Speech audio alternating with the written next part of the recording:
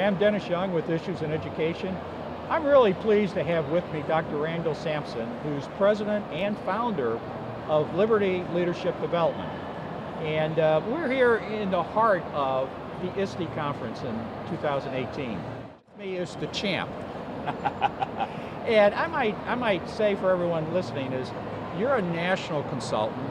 Yes, sir. With a doctorate, and you're in all 50 states. Yes, sir. So that's pretty impressive. You must be on the go all the time. I'm on the go all the time, and the technology helps out. And so the travel gets at you after a while, Yeah. but if you're passionate about what you do, it really doesn't. So I can go, anywhere in the continental United States in 4 hours. I'm in the Midwest, Yeah. so we're ready to go anytime people need me. Yeah. I'm there because I'm passionate about the kids and improving their situation. So. Yeah. Well, being in all 50 states, Randall meets with all kinds of different districts. Those that are quite wealthy and have really taken on technology on their own, but need some guidance. And others that are more economically disadvantaged. But tell us about the belt, because that belt applies to all age levels. Oh yeah. So this belt is the championship belt, and I call it the academic championship belt. And so the kids all know when I walk in with the belt, I customized it. At first I was like, let me ask the kids what they like. Yeah. And to a man, they all said, wrestling. So I came up with the idea, said, let's make this belt. And I have a real good friend of mine, Coach Tom Herman, down at the University of Texas. He's the head football coach. Yeah. And Wow. so they use a belt as well, and they use it for incentives, for competition, the whole thing, right? Yeah. So I just thought, let's use this as an academic Yeah. incentive and competition so the kids really compete academically for the belt.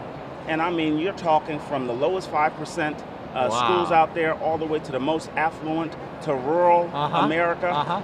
Every kid knows when you walk in, the champ's in the house and the belt's there, and we customize a belt for that school, and it stays there and it gets passed around by the teachers, and basically they connect and reward their kids. And kids really don't need much. Yeah. It's just a recognition that I'm a champ. So that's kind of how the belt works. Well, I got to wear the belt. I didn't look as good as Randall does in the belt, but it's a pretty neat idea. So when you go into schools, technology is such a fast-moving industry, if you will, and it's moving faster than what education is moving. So where do you begin? How do you start? What services do you provide? Yeah, so one of the things that I really try to help districts out with, that I've noticed with multiple districts, regardless of where they are, right? Yeah. Whether it's urban, suburban, rural, the number one thing that they have is the issue of alignment. They kind of know where they want to go, but how to get there is their issue, and they're so into the trees, into that forest, Right. they can't see anything else. So my job is to take it at a 30,000 foot level, look at the alignment issues that they have, make some suggestions, give them some tools that really work. And what it comes down to is alignment, helping people align to where they want to go, instead of me telling you this is where you should go. So it becomes very personalized for them. Is it about technology or is it about pedagogy? Yeah, so that's one of the things that I have a company or a group that I work with out of Manchester, England. It's called Wakelet, and they're a technology company, but their slogan is so awesome. It's called "The Humans Are Coming," right? So they're a technology firm, and they focus on human behavior and humans connecting, and that's what it comes down to. The technology is great. It's a great tool to enhance the human experience, but it's basically comes down to the humans, right?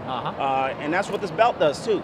So this inanimate object creates a conversation amongst people, amongst kids, amongst families when they see the belt. And the belt's nothing new, and that's what we want the technology to do as well. It's just to create that conversation, that connection for the possibility of learning. Well, I'm just so impressed with the tools that you've been able to bring. I mean, as a past coach, I understand how athletics, kids really get into that. It's the reward system, but it never gets brought to the academic world. You really kind of combine those tools in sports and brought it to technology. Yeah, and I used to coach. Yeah. So I coach football in Ohio, high school football, so I kind of get that feel, and I get that understanding, how to connect with students and how to connect the faculty with the students as well. So that's kind of where I am with it. And a quick story about the belt, that connection. Yeah. There's a student that I've worked with in the school district, lowest 5%, And the state law says if you don't pass reading in 3rd grade, you don't move on to 4th grade. Oh boy. Right. Yeah. Right. So that's like Yeah. So the kid is he has an IEP, and he struggles with reading. And in the fall administration of the test, he didn't pass. So he has one more shot in the spring to pass, right? Uh-huh. And then there are benchmarks along the way to see how he's doing. The benchmarks all indicated down. He's not going to make it. He's not going to make it. And then the spring test came for the state test.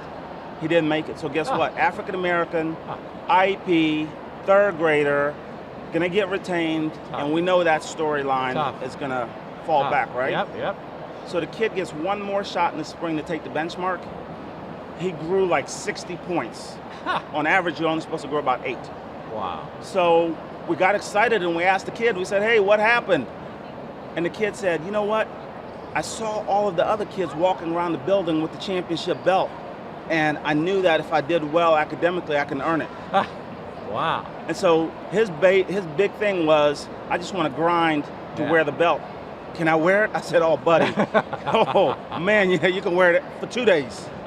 So that's kind of the incentive, the inspiration. That had nothing to do with money or food, or it was just this thought process of a kid saying, I can do this, and he's incentivized by this belt. Well, that's outstanding.